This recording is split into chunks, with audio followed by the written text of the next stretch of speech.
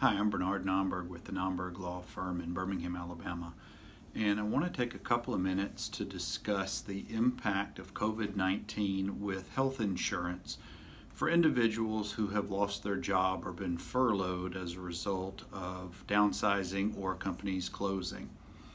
With millions of people already being uninsured, even if they have employment, and now so many more people losing their jobs, and the unemployment rate is really increasing, almost skyrocketing right now. There's a lot of questions out there, and hopefully we're providing a little bit of answers. If you've lost your job or if you've been furloughed and your company is one of those companies that falls under the federal regulations dealing with insurance about COBRA, C-O-B-R-A, the Consolidated Omnibus Reconciliation Act that went into place in 1985 that deals with group health insurance. If your company is one that is subject to this federal law and you lose your job, you should receive within a matter of weeks or days what is called a COBRA notice, and that notice gives you the option to continue on the group health care policy for up to a certain period of time, but you will be responsible for either all or portion of the monthly premiums. Again, every company is a little bit different. You'll have to look to see what the rules and regulations for your company's eligibility is. But COBRA is one notice or one way for individuals to maintain their health insurance for a period of time. In some instances, it can be up to 39 months. The premiums for COBRA can be quite costly, quite expensive, and if a person has lost their job, that might not be an avenue for the individual. Another potential source for health insurance could be through the Affordable Care Act.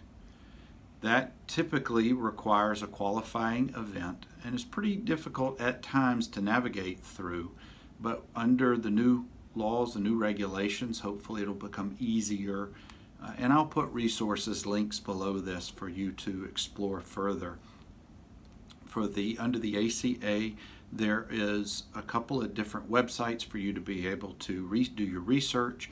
There's questions that will be there. All of your answers should be at least under there. In some states, and this varies state to state, Medicaid eligibility. It almost seems like a certain way that many will ultimately decide to go without. However, it could be an option for you.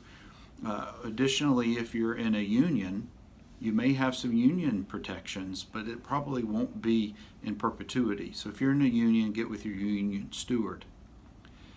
The CARES Act, the economic relief stimulus package that was recently passed, has about $150 billion in it to help states and local governments recover from this financial impact. Hopefully, some of that money, which is going to be earmarked for each state, will go into those Medicaid programs. In Alabama, just recently, U.S. Senator Doug Jones wants Alabama to hopefully use this incoming resources to expand Medicaid coverage for most low and middle income families. That remains to be seen as of today's date. There are a few other options that you can explore, and we'll put those different links to websites and other resources below. If you have questions or concerns about any of this, please give us a call at 205-930-6900. That's our office number in Birmingham. Nomberglaw.com is our website. And if you like this video, please give us a thumbs up and consider subscribing to our channel. We put new videos out daily or weekly.